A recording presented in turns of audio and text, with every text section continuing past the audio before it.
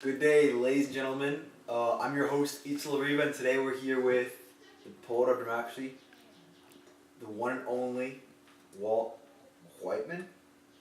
Whitman. Whitman. Very sorry. Pleasure to have you, Walt. Yeah. Well, I've been trying to get a hold of you for a while now. I've been talking on the phone with your wife back and forth for hours. What are you Quite talking the to hassle. my wife for? Hours? No, we're just negotiating the time and whatnot. Let's just move on. Okay. So I see that in your biography that you're one of 9 kids. So what's it like living in that environment? Yeah, I was brought up in a house where it was always crowded. It seemed natural to me because that's all I knew. That was just how I was raised. So, it didn't really bug me at the time, but it was the environment I needed to find my success. So do you think that environment sort of, you could see the influence in your poems, like of your siblings and your parents perhaps? Yeah, I mean, yeah, like somehow. Like I'm sure that, I mean, I think of them when I write, but yeah. I mean, like I'm the most successful Whitman, so I think about them sometimes, but. Humble of you. Right. So would you say that one of your most successful works is Leaves of Grass? Which, guys, if you don't know out there, it's one of his most, it's just a plethora of his best poetry, and I really recommend it. Check it out. Yeah, Leaves of Grass, the story behind that, when I was doing my own, before I was doing my own work, I was working with other newspapers such as the Long Islander, and in 1850 I just took a break and I worked on my own stuff, and that's when I published Leaves of Grass. Well, in Leaves of Grass, personally, my most favorite work is Oh Captain, My Captain, and I'd just like to know, who was the captain a metaphor for? Because it seems to be like someone you knew.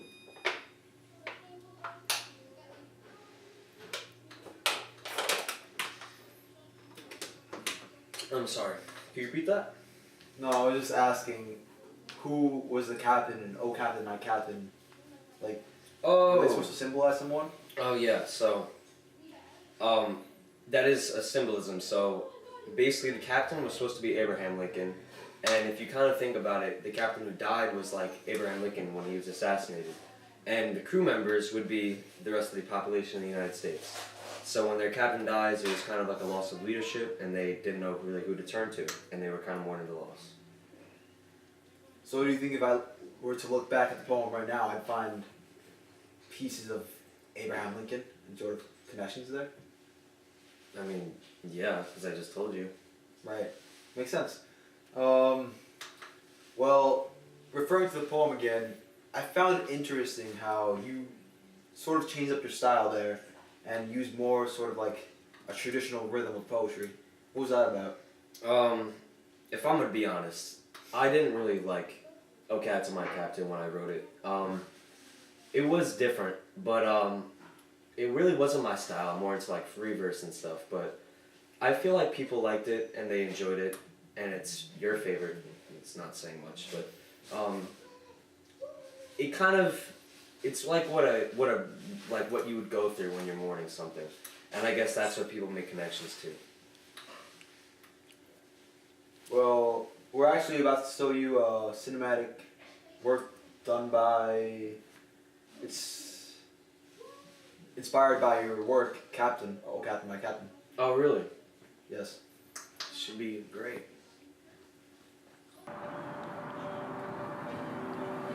Oh captain, my captain, our fearful trip is done. The ship has weathered every rack, the prize we sought is won.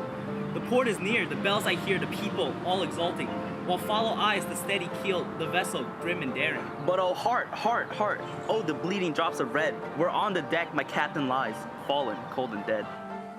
Oh Captain, my Captain, rise up and good bells. Rise up, for you the flag is flung, for you the beat patrols. For you, bouquets and ribbon wreaths, for you the shores are crowded. For you they call, the sweating mass, eager faces turn. Here, Captain, dear father, this arm beneath your head. It is some dream that on this deck you fall, cold and dead.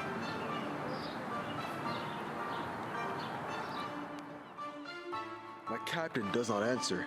His lips are pale and still. My father does not feel my arm. He has no pulse nor will. The ship is anchored safe and sound, its voyage closed and done. From fearful trip, the victor ship comes in with object won. Exult, O shores, and ring, O bells, but I, with mournful tread, walk the deck, my captain lies, fallen, cold, and dead.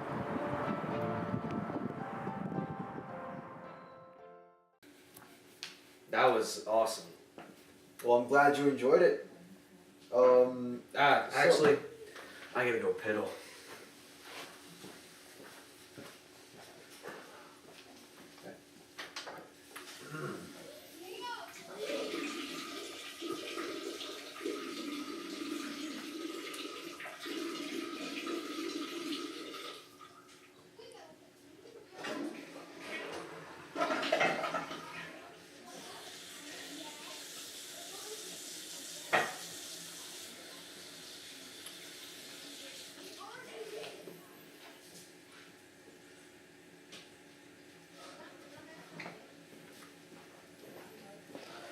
Sorry about that. You really need to get someone to clean that bathroom in there. Like, badly. Well, okay. I'll make note of that. So, talking about the Civil War, what else, like, can you describe what you did during the Civil War? I can. So, during the Civil War, I saw a lot of things. I attended the Wounded Soldiers in Washington, D.C., and I also was a copyist in the paymaster's office in the same time. Pierre, donne-moi un croissant. Thank you.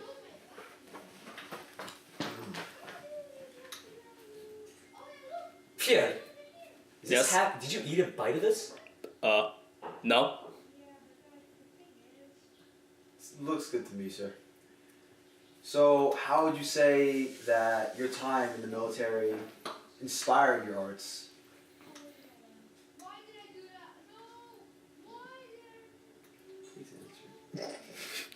I'm sorry, I'm chewing. Alright, can you repeat the question again? How do you think that your time in the military and, you know, helping the wounded veterans and all that, how do you think that inspired your work?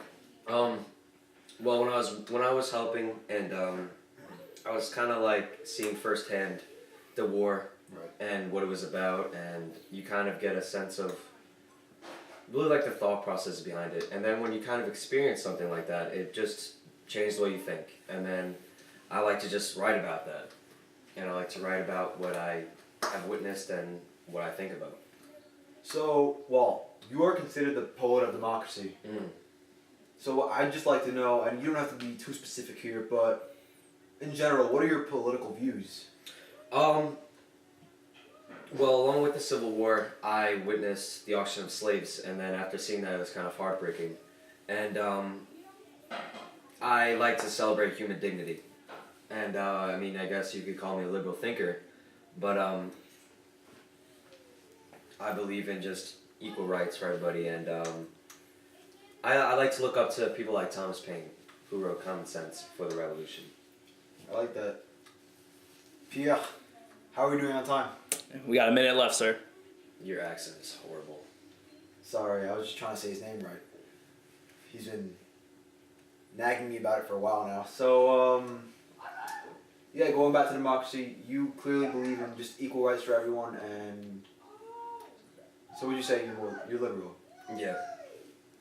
And I've also seen this in, you know, your poetry, like sort of support for the homosexual community.